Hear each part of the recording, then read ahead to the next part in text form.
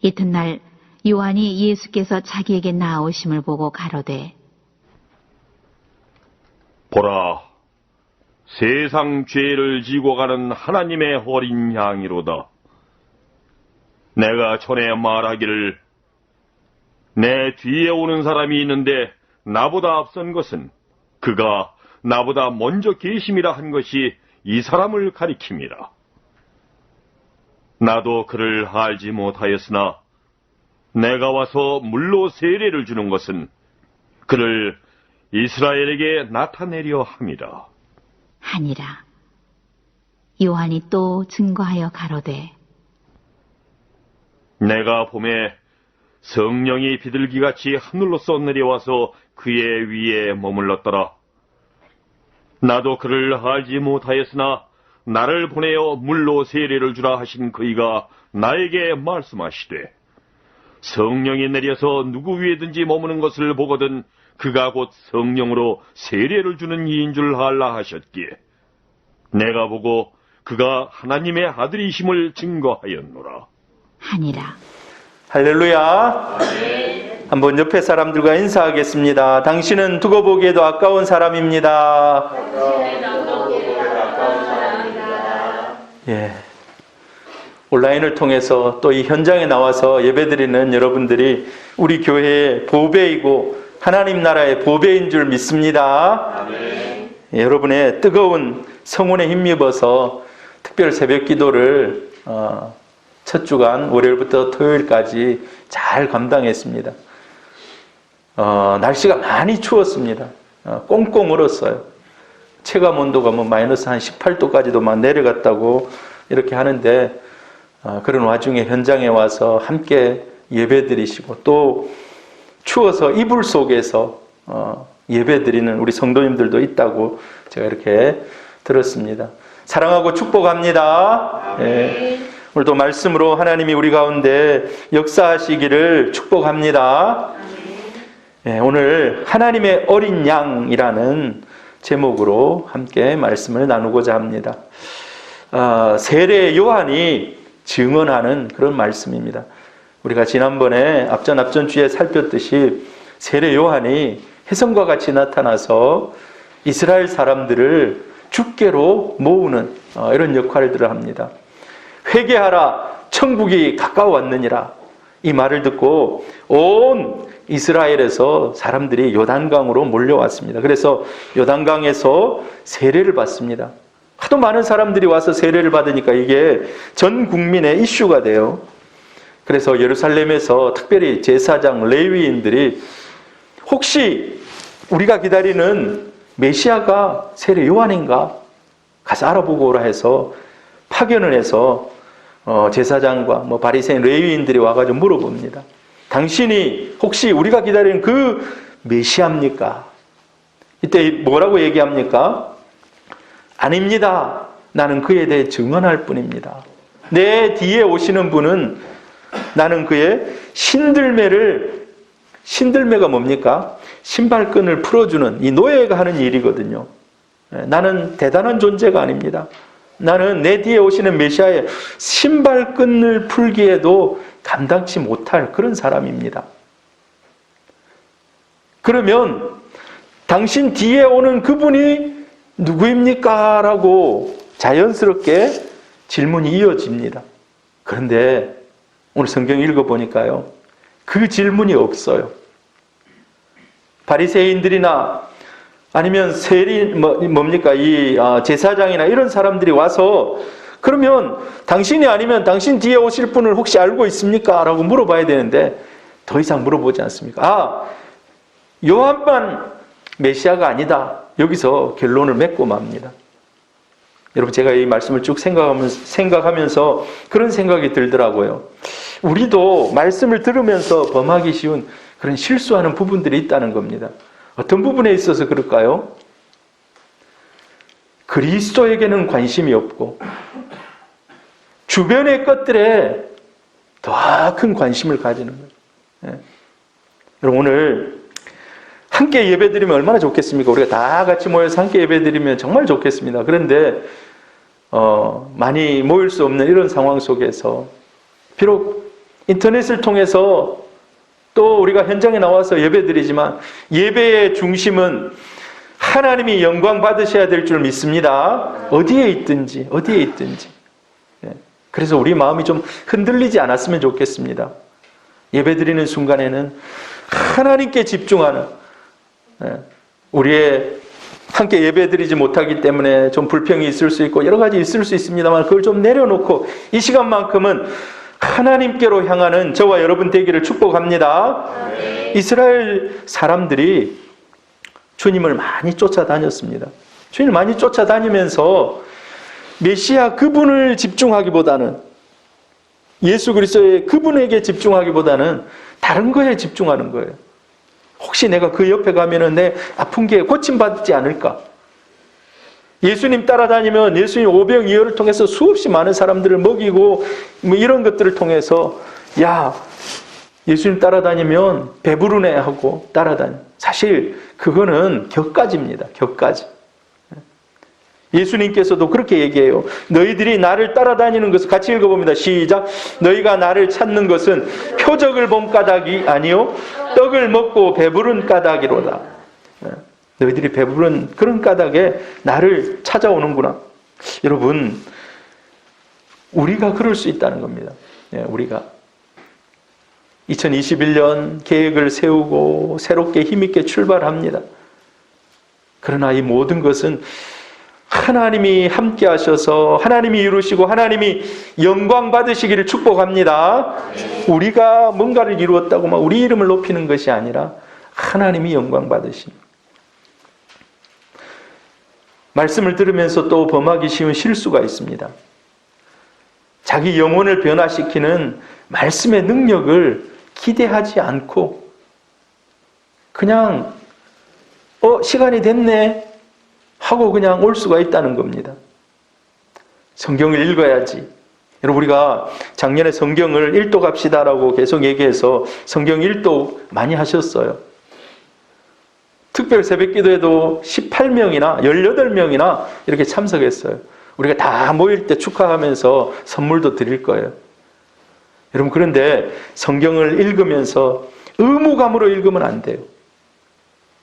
나에게 맡겨진 일을 의무감으로 해치우면 거기에는 하나님 기뻐하지 않습니다. 말씀을 읽을 때 이 말씀이 나의 영혼을, 나의 삶을 변화시키는. 여러분, 1년 우리가 51번의 주일 예배를 드립니다. 특별히 아파서 예배 못 드리고 그럴 때도 있기도 하겠죠. 거의 보통의 성도라면 51번 다 예배를 드려요. 여러분, 51번의 시간마다 나를 만나주시고 나를 변화시키시고 나의 영혼을 뚫고 관통하고 들어오셔서 나를 새롭게 하시는 그 주님을 매주일 만나기를 축복합니다. 성경 읽는 것 자체 그냥 나는 오늘 올해 한번 읽었다. 그게 자기 금자탑이 되면 안 돼요. 이 말씀을 읽을 때, 하나님의 말씀을 들을 때 하나님이 나와 함께 하셔서 내 삶을 변화시키는, 우리 말씀을 들을 때 우리는 그런 생각 많이 해요. 보통 이제 말씀을 전할 때 그 말씀이 이 말씀은 누가 들어야 되는데 이런 생각이 들 때가 있어요. 우리 아내도 가끔 제가 이렇게 얘기하면 저 말씀 우리 아들이 들어야지 되는데 하면서 아들 뭐 하는가 싶어가지고 다 이렇게 뒤를 돌아보고 그럴 때가 있어요. 제가 여기 앞에서 설교하다 보면.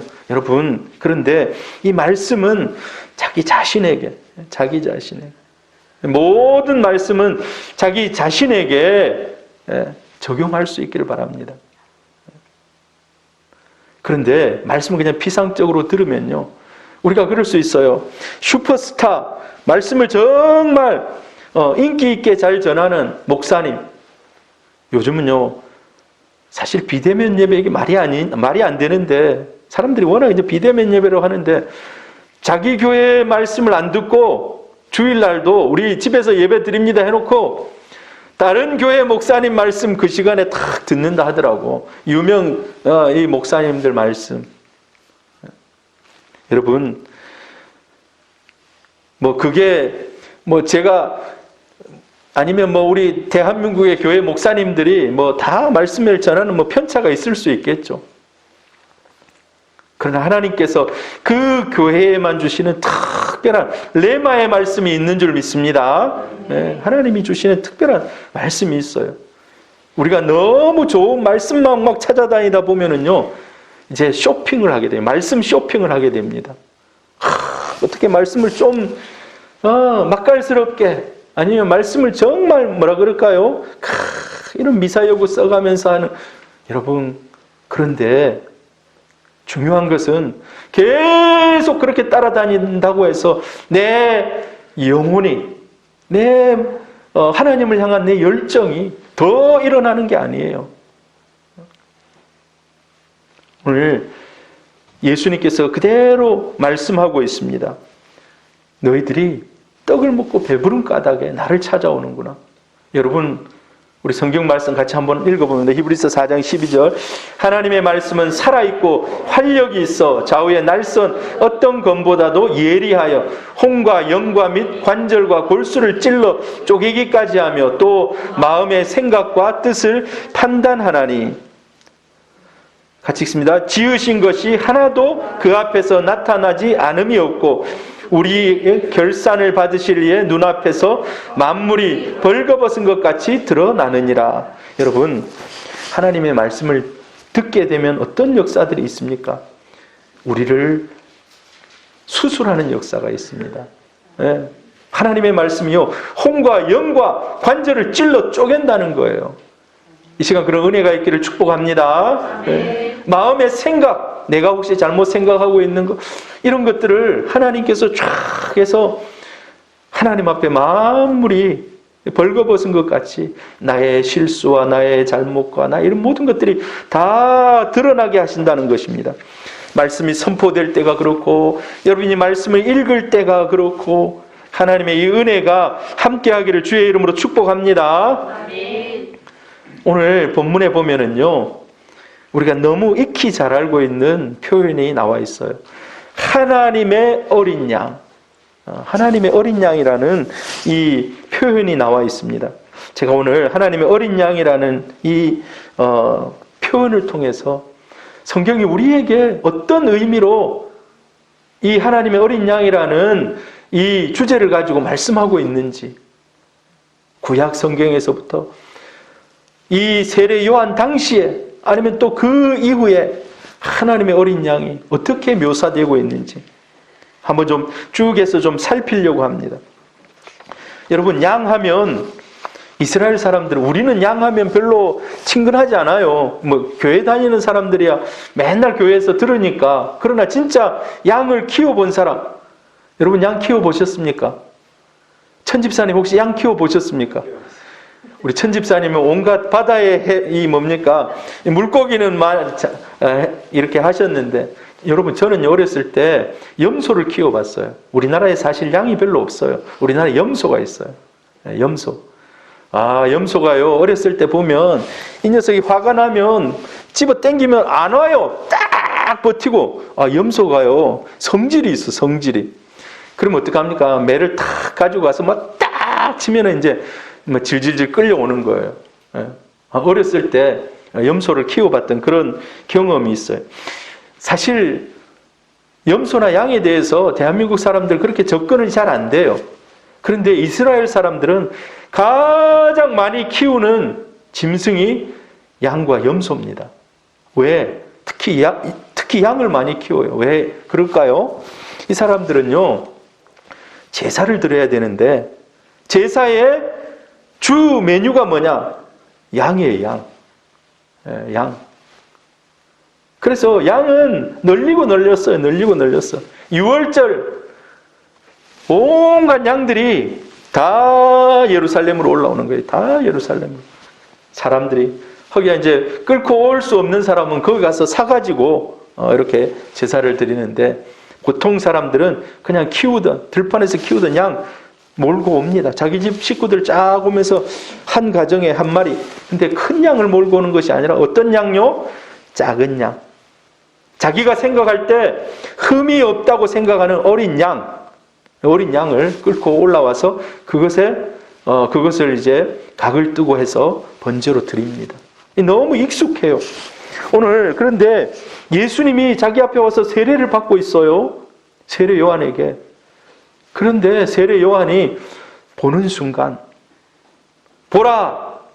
세상 죄를 지고 가는 하나님의 어린 양이로다 라고 얘기해요. 여러분, 하나님의 어린 양, 구약 성경에 양에 대한 이런 이미지가 나와 있는 것을 보게 돼요.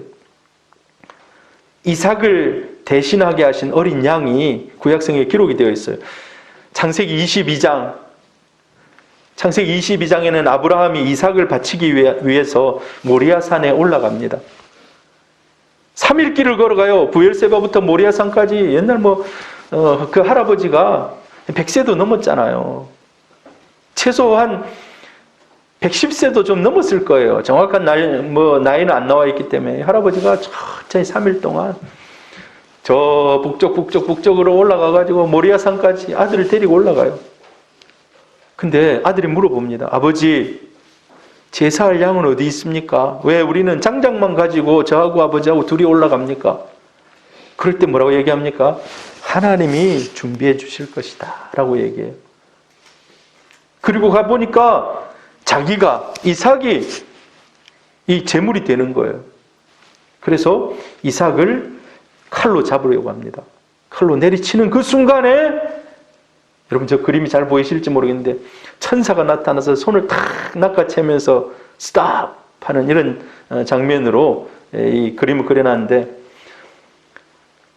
하나님이 됐다, 네 아들을 죽이지 마라고 얘기합니다. 같이 한번 읽어봅니다. 시작. 사자가 이르시되 그 아이에게 내 손을 대지 말라. 그에게 아무 일도 하지 말라. 내가 내 아들 내 독자까지도 내게 아끼지 아니하였으니 내가 이제야 내가 하나님을 경외하는 줄을 아노라. 아브라함이 눈을 들어 살펴본즉 한 순양이 뒤에 있는데 뿔이 수풀에 걸려 있는지라. 아브라함이 가서 그 순양을 가져다가 아들을 대신하여 번제로 드렸더라. 아브라함이 그 땅 이름을 여호와 이레라 하였으므로 오늘까지 사람들이 이르기를 여호와의 산에서 준비되리라 하더라. 하나님이 수풀에다가 양을 준비해 두셨어요. 한 순양을 준비해 두셨어요. 그래서 아브라함이 이렇게 둘러보니까 순양이 있는 거예요. 그 순양을 가져다가 번제를, 아들을 대신해서, 이삭을 대신해서. 자, 이삭이 죽어야 되는데 누가 대신 죽었어요? 순양이 죽은 겁니다. 이때 유명한, 우리가 잘 알고 있는 여호와 이레라는 말이 나와요. 여호와 이레. 우리 여호와 이레라는 말 좋아하지 않습니까? 하나님이 예비하십니다. 하나님이 예비하십니다. 우리 삶 가운데도 하나님이 예비하신 은혜가 있는 줄 믿습니다. 네. 자, 이때에 그 양의 이미지가 선명하게 기록이 되어 있어요. 구약 시대에는 이스라엘 백성들이 양과 염소, 또 송아지 이런 것들을 가지고 안식일이든지 월삭이든지 절기에 드립니다. 그런데 여러분, 그거 드린다고 해서 인간의 죄를 완전히 씻을 수 있는가? 이건 유효기간이 있어요. 유효기간이. 여기 있는 배터리에 유효기간이 있듯이 유효기간이 1년. 내년에 다시 드려야 되는 거예요. 우리의 구원은 오직 하나님께서 제공해 주시는 속죄물인, 대속죄물인 어린 양 그리스도로 말미암는 줄로 믿습니다. 하나님의 어린 양, 이 어린 양 예수 그리스도, 그분만이 우리를 죄에서 깨끗게 하실 수 있는 줄 믿습니다. 또 두 번째 양의 이미지가 또 나와요. 우리가 잘 알고 있는 유월절 어린 양입니다. 유월절 어린 양. 이스라엘 백성들이 출애굽을 합니다. 그런데 출애굽하던 밤에 그냥 안 나와요. 그날 출애굽하던 그날 밤에 죽음의 사자가 이 애굽을 감쌉니다. 그래서 장자들이 다 죽어나가요. 근데 하나님께서 뭐라고 얘기합니까? 어린 양을 잡아서 그 피를 가지고 문 지방, 문턱에 다 바르라는 거예요. 기둥에 바르라는 거예요. 자, 그래서 그걸 발라놨더니만 이걸 안 바른 이집트의 장자들은 다 죽었어요. 그런데 그 피가 발라져 있는 집은 보고 그냥 지나가는 겁니다. 지나가는 거예요. 죽음의 사자가 지나가는 거예요. 여러분 유월절을 영어로 패스오버라고 합니다. 패스오버. 지나갔다는 뜻이에요. 지나갔다는. 한문으로 유월절이 지나갔다는 뜻입니다. 그래서 어린 양의 피는 이후로 이스라엘 백성의 구원을 상징하는 피가 됩니다. 어린 양의 피는 이스라엘 백성을 구원하는 그러한 고귀한 피다라고 생각하는 거예요. 그리고 세 번째로요, 구약 성경에 보면 또 이 양의 이미지가 나와요. 죄를 지고 가는 희생 양의 이미지가 나옵니다. 자, 여러분, 구약 성경 레위기 16장에 보면 이제 속죄일에 대한 규정이 기록이 되어 있어요. 속죄일. 이거는 뭐 안식일과 좀 달라요. 그 다음에 뭐 유월절과도 달라요. 1년에 한 번씩 대제사장이 하나님 앞에 나가서 이스라엘의 모든 백성들의 죄를 가지고 하나님 앞에 나가서 제사를 드리는 겁니다. 이걸 속죄일인데, 자, 이때는요, 여러분 작은 그림이 보이실런지 모르겠지만, 2마리의 염소를 준비합니다. 2마리의 염소를. 2마리의 염소, 흠이 없다고 생각하는 2마리의 염소를 딱 가지고 와요. 그리고 제사장이 그 위에 손을 얹고 기도를 합니다. 그리고 나서 제비를 뽑아요. 2마리 중에. 한 마리는 제단에서 각을 떠서 번제로 드립니다. 한 마리는 광야로 돌려보내요. 광야로 돌려보내요. 광야로 끌고 가서 인적이 없는 곳에서 놓아줍니다. 이때 이 염소의 이름을 아사셀이라고 부릅니다. 아사셀. 아사셀 들어보셨습니까? 예, 아사셀이라 부르는데, 이때 광야로 보내진 염소는 이스라엘의 백성의 모든 죄를 다 지고서 그냥 정처 없이 지 혼자 떠나는 거예요. 사람이 발견하지 못할 그곳까지 제사장이 데리고 가서 놓아줍니다. 그 의미가 이 염소에게 우리의 모든 죄를 전가시켰다. 전가시켰다는 거예요. 네가 이스라엘의 모든 죄를 1년 동안 짊어지고 네가 살아간다 라는 의미로 풀어줍니다. 여러분 레위기 16장을 여러분 한번 읽어보시기를 바랍니다. 자, 오늘 요한이 예수를 보고 세상 죄를 지고 가는 하나님의 어린 양이라고 했을 때 그의 머릿속에 떠오른 이미지가 바로 세 번째 이미지일 겁니다. 예수는 아직 죽지는 않았거든요.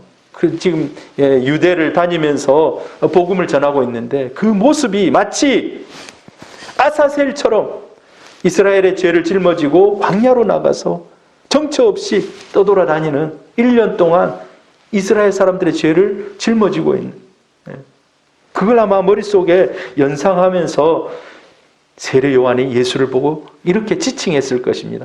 세상 죄를 지고 가는 하나님의 어린 양이라고. 예수님이 우리의 죄를 짊어지고 가신 하나님의 어린 양인 줄로 믿습니다. 근데 우리가 또 이제 구약 성경 쭉 읽어보면요, 너무나도 구약에 이 예수 그리스도께서 이 땅에 오심에 대한 메시아에 대한 예언이 확실하게 기록이 된 곳이 있어요. 여러분 어디일까요? 이사야 53장입니다.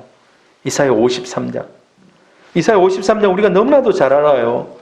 도살장으로 끌려가는 어린 양처럼 털을 깎을 때 그 앞에 잠잠하게 있는, 우리는 양의 털을 안 깎아봐서 잘 모르는데 양은 털을 깎을 때 가만히 있는다고 그래요. 실제로도. 이 이사야 53장 6절 7절은 너무 귀한 말씀인데 우리 같이 한번 읽어봅니다. 시작.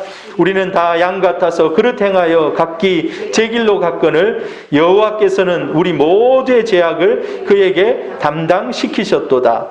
그가 곤욕을 당하여 괴로울 때에도 그의 입을 열지 아니하였으며 마치 도수장으로 끌려가는 어린 양과 털 깎는 자 앞에서 잠잠한 양같이 그의 입을 열지 아니하였도다. 마치 죽음으로 끌려가는 어린 양처럼 털을 깎고 있지만 잠잠한 것처럼 예수님께서 지금 그런 모습을 그리고 있습니다. 여러분, 그런데 이스라엘 사람들은요, 이 53장, 이 이사야 53장을 안 읽어요. 유대인들은 이 성경에 오류가 없다고 생각하는데 분명히 이사야 53장은 메시아에 대한 그림자이고 메시아에 대한 예언인데 어떻게 이렇게 고난당할 수 있냐고. 하나님이 어떻게 고난당할 수 있냐고. 그래서 그걸 안 가르쳐요. 유대인들이 어렸을 때부터 성경을 배우잖아요. 그래서 성경을 달달달 외우게 만들어요. 특별히 모세오경은 청년 시절이 되면 막 머릿속에서 달달달달 외우는 거예요. 우리도 좀 그랬으면 좋겠습니다. 예. 그런데 이 사람들이 다 성경을 풀이하고 가르쳐주고 하면서 이사야 53장 건너뛰어요. 왜? 자기들의 머릿속에 이해가 되지 않는 거예요. 어떻게 하나님이신 그분이 와서 고난당하고 죽을 수 있냐고. 오실 메시아. 그러나 이 오실 메시아는 영광스러운 메시아이면서도 고난받는 하나님의 종인 줄로 믿습니다. 네, 고난받는. 왜? 내가 당할 고난을 그대로 받은 겁니다. 여러분, 아까 우리가 읽었는데요. 우리가 고집대로 각기 제 길로 가는 양, 그런 양처럼 이 땅에 인간의 모습을 입고 오셨다는 것입니다. 예수 그리스도께서. 그리고 이 양은 굴욕을 당합니다. 괴로움을 당합니다. 그러면서도 입을 열지 않아요. 도살장으로 끌려가는 어린 양처럼, 털 깎는 자 앞에서 잠잠한 양처럼 십자가를 견뎌냅니다. 고난을 견뎌냅니다. 이 메시아가 바로 예수 그리스도인 줄로 믿습니다. 네. 어린 양의 고난과 죽음을 우리가 묵상해 볼 때, 예수님께서 사실 힘이 없어서 그런 게 아니에요. 예수님 힘이 없어서 그런 것이 아닙니다. 넉넉히 그 고난을 배척하고 이길 수 있지만은 그의 전지전능함을 잠시 내려놓으신 것입니다. 전지전능함을 내려놓은 거예요. 왜? 인간의 눈높이로 내려오셨다는 것입니다. 인간의 눈높이로. 그래서 창조주이시지만 인간이 되셔서 신문을 받으시고 재판을 받고 죄인으로 낙인 찍혀서 십자가에 달려 죽습니다. 주님께서는 강력한 사랑으로 거룩한 분노를 억누르신 것입니다. 자기가 나 죄인 아니다라고 얘기할 수 있어요. 우리 사람들은요, 자기가 죄인이 아니면 강력하게 거기에 대해서 저항합니다. 강력하게. 예수님도 강력하게 저항하실 수 있어요. 그런데 그 거룩한 분노를 뛰어넘는 강력한 사랑으로 자기의 전지전능함을 잠시 누르고 계셨던 것입니다. 이 어린 양 예수 그리스도. 그리고 이제 십자가에 죽으셨죠. 십자가에. 같이 한번 읽어봅니다. 그가 자기 영혼에 수고한 것을 보고 만족하게 여길 것이라.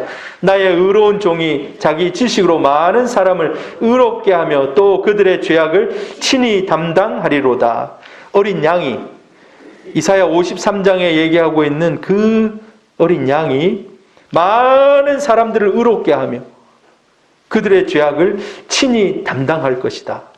여러분, 우리 예수 믿는 사람들은 이사야 53장을 읽으면 가슴에 확 와닿습니다. 그가 채찍에 맞음으로 너희가 나음을 입었다. 예수님 채찍에 안 맞아도 되는데 우리의 치유를 위해서 채찍에 맞으시고 우리의 평화를 위해서 그런 고난을 당하셨습니다. 할렐루야.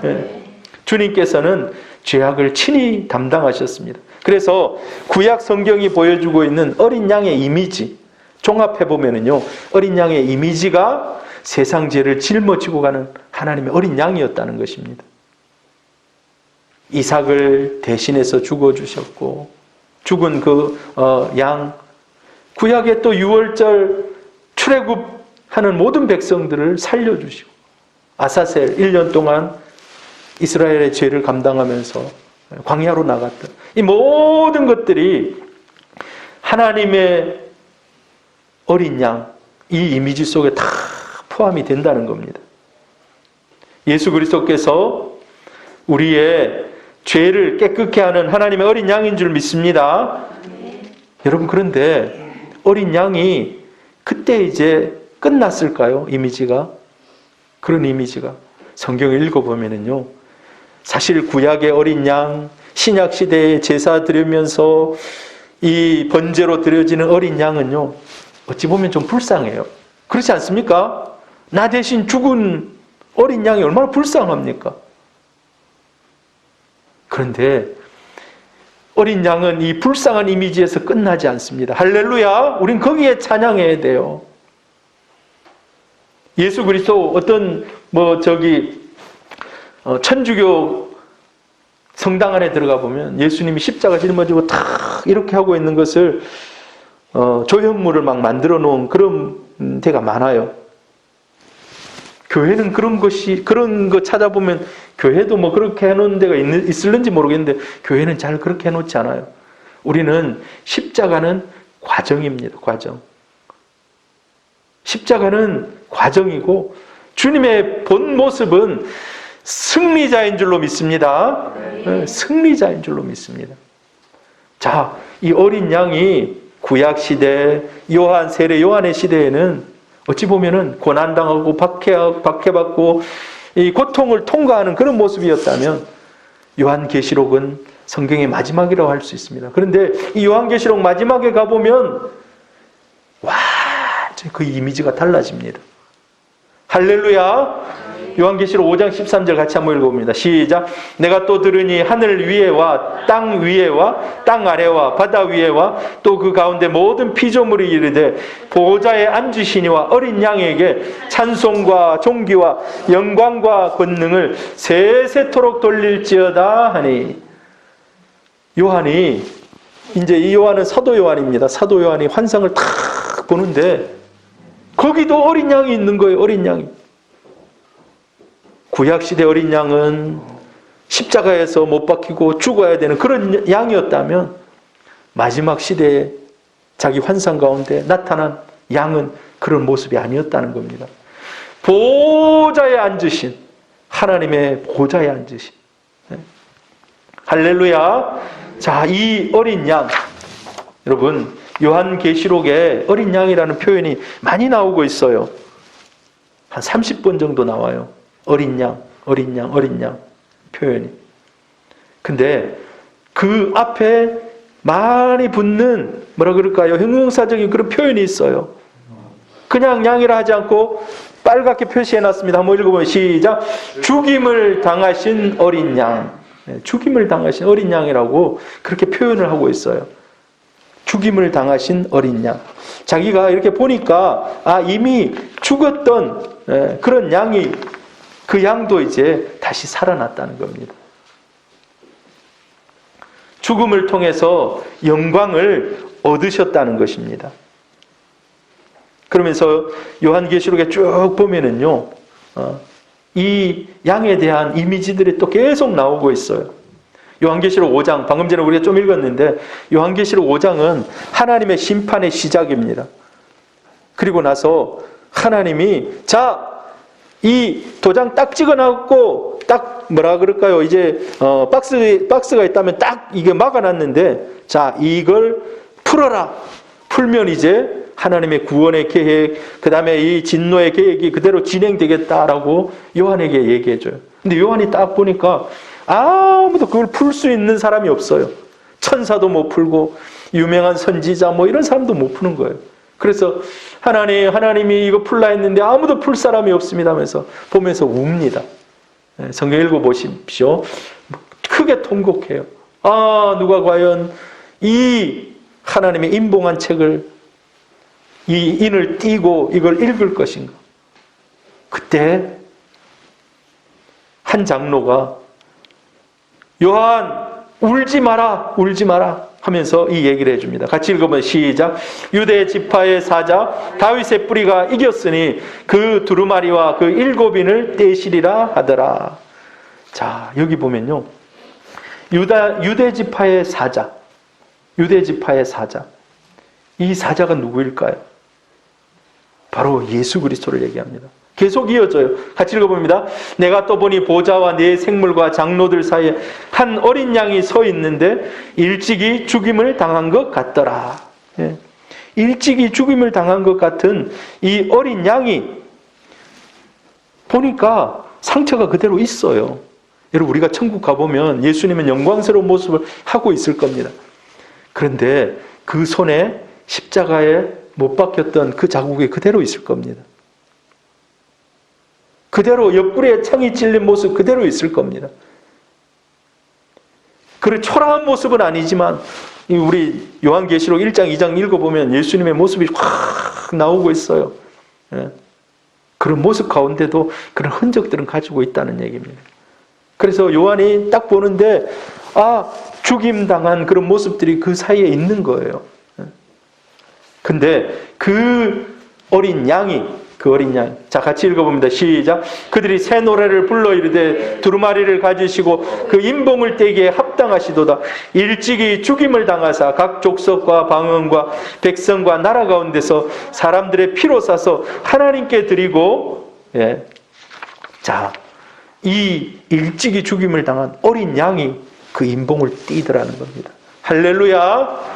여러분, 역사에 이 큰 수레바퀴를 누가 돌리고 있습니까? 누가 돌리고 있을까요? 대통령들이 돌립니까? 아닙니다. 예수 그리스도, 그분이 주인공인 줄 믿습니다. 네, 그분이 인봉을 탁 띄니까 이제 요한계시록의 대서사시가 이제 진행이 되는 겁니다. 그분이 어린 양 예수 그리스도이십니다. 여러분, 요한계시록을 쭉 보면은 승리의 나팔이 울려 퍼지지 않습니까? 근데 구약이나 신약 시대에는 뭔가 이 어린 양을 보면 측은한 마음이 들고 뭔가 좀 이렇게 안아줘야 될 것 같지만 요한계시록은 그렇지 않습니다. 심판하시는 어린 양입니다. 심판하시는 어린 양. 요한복음 6장 16절 한번 같이 읽어봅니다. 시작. 산들과 바위에게 말하되 우리 위에 떨어져 보좌에 앉으신 이의 얼굴에서와 그 어린 양의 진노에서 우리를 가리라. 이게 뭐냐면, 여러분 6장도 나중에 읽어보십시오. 온갖 세상의 왕들, 귀족들, 귀관들이 쫙 나타나가지고 하나님의 심판대 앞에 섭니다. 그런데 그날의 심판이 너무 강력해서 그 심판대 앞에 설 수가 없어요. 그래서 지금 이 말을 하는 겁니다. 산들과 바위에게 말하되 우리 위에 떨어져서, 산들과 바위가 우리를 덮어달라는 거예요. 이 진노로부터, 어린 양의 진노로부터. 여러분, 이게 뭘 얘기할까요? 지옥의 심판인 줄 믿습니다. 지옥의 심판. 어린 양의 진노 가운데 우리를 좀 막아주라고 지금 이 아우성치는 모습, 지옥에서 부르짖는 사람들의 모습이 바로 이런 모습입니다. 심판하시는 어린 양, 이 죽임을 당한 어린 양이 나중에 마지막 시대는 심판의 주로 오신다는 것입니다.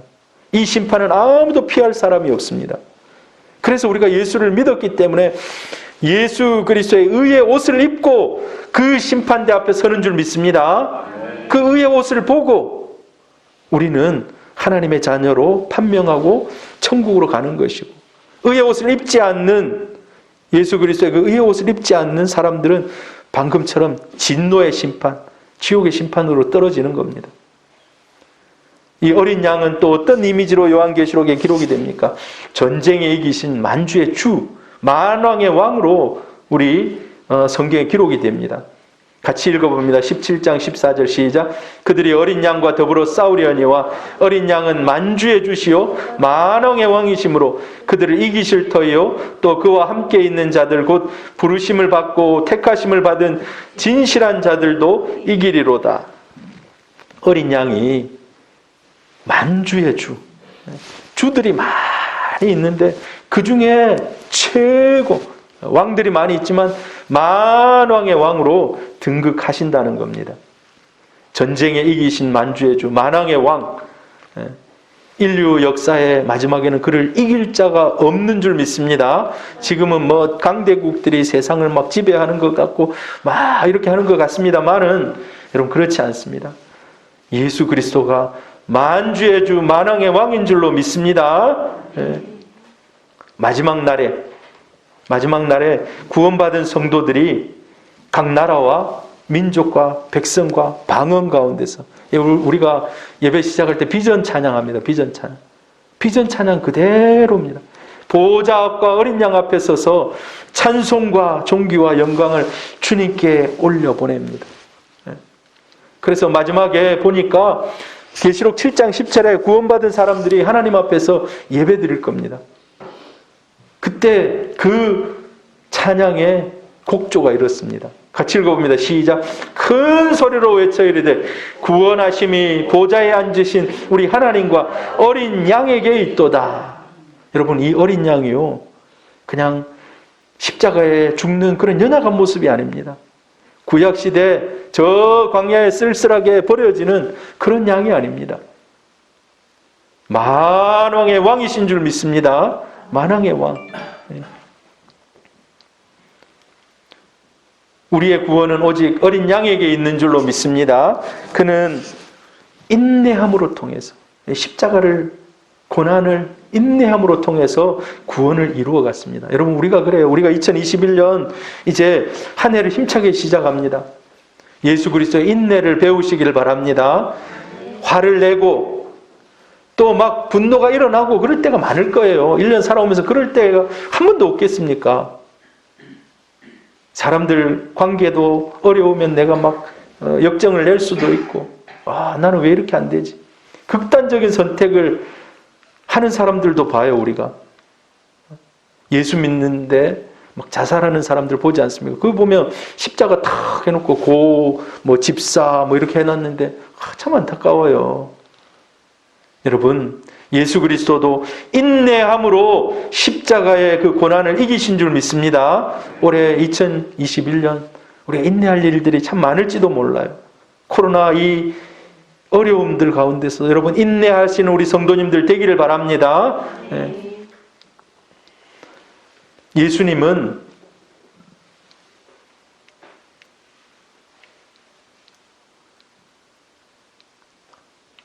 같이 한번 읽어봅니다. 오직 흠 없고 점 없는 어린 양 같은 그리스도의 보배로운 피로 된 것이니, 이 말은요, 우리 예수님이 그런 인내함으로 하나님이 볼 때 흠없이 거룩하게 그를 유지했다는 겁니다. 올해 2021년 저와 여러분 마음을 다스리고 성령의 은혜와 열매들이, 은사와 열매들이 충만하시기를 축복합니다. 예수 그리스도는 그의 속죄의 피를 통해서, 여러분, 아사셀 아니면 번제단에 드려진 그 어린 양은 유효기간이 얼마나 했습니까? 1년이라 했습니다. 1년. 그냥 하나님이 그렇게 정하시고 1년 동안 내가 너희들 지금까지 지은 죄를 용서해 줄게. 우리 예수 그리스도의 십자가의 보혈은 어떻습니까? 이 구약시대에 드려졌던 제사들은 죄인의 양심을 깨끗하게 할 수 없지만 우리 주님께서는 자기의 피를 흘림으로 영원한 단번에 속죄를 이루었다는 것입니다. 할렐루야. 같이 한번 읽어봅니다. 시작. 염소와 송아지의 피로 하지 아니하고 오직 자기의 피로 영원한 속죄를 이루사 단번에 성소에 들어가셨느니라. 하나님께서 단번에. 그래서 우리는 이제 예수 이외에는 아무것도 없어요. 의지할 것이. 오직 예수님만이 우리의 의지할 구세주인 줄로 믿습니다. 오직 예수 그리스도만이. 여러분, 그래서 우리가 유다 지파의 사자로 죄와 사망을 정복하신 왕으로, 심판주로 우리 어린 양 예수를 찬양해야 될 줄로 믿습니다. 오직 그 어린 양의 피에, 성경에 보면은요, 마지막 때에 옷을 입고 나오는데 다 보니까 어린 양의 피에 옷을 입고 그 흔적을 가지고 주님 앞에 나온다는 그런 표현이 있습니다. 오늘 우리가 이제 한번 좀 기도할 건데요. 말씀 마쳤는데 어린 양 예수 그리스도의 그 십자가의 은혜에 한번 감사하는 그런 기도를 한번 좀 드렸으면 좋겠습니다. 그렇지만 그 어린 양은 영광스러운 하나님의 보좌에 앉으신 하나님의 어린 양인 줄로 믿습니다. 세례 요한이 볼 때 하나님의 어린 양이라 할 때 그 죄를 짊어지고 세상의 고난과 고통을 통과해야 할, 어찌 보면 너무 세례 요한이 그 예수를 볼 때 십자가에 못 박힐 마음에 가슴이 아렸을지도 모릅니다. 맞습니다. 예수님은 우리를 위해서 십자가에 죽어주셨습니다. 할렐루야. 그러나 그 예수 그리스도는 지금 하나님의 보좌 우편에 계신 영광 받으실 하나님의 아들인 줄로 믿습니다. 우리 반주해 주시고 한번 기도합시다. 하나님, 그 예수 그리스도 어린 양의 보혈 의지하고 주님 앞에 갑니다. 우리를 정결케 해주셔서 감사합니다. 또한 흠없고 보배로운 그 예수 그리스도를 닮아서 2021년 고난과 인내의 그런 삶이 있다 하더라도 이겨내게 하여 주시고 주님과 동행하며 승리하는 성도들 되게 하시고 내 삶이, 나의 입술이 그 어린 양 예수 그리스도를 늘 찬양하며 찬송하는 그런 입술 되게 해 주옵소서. 기도합니다.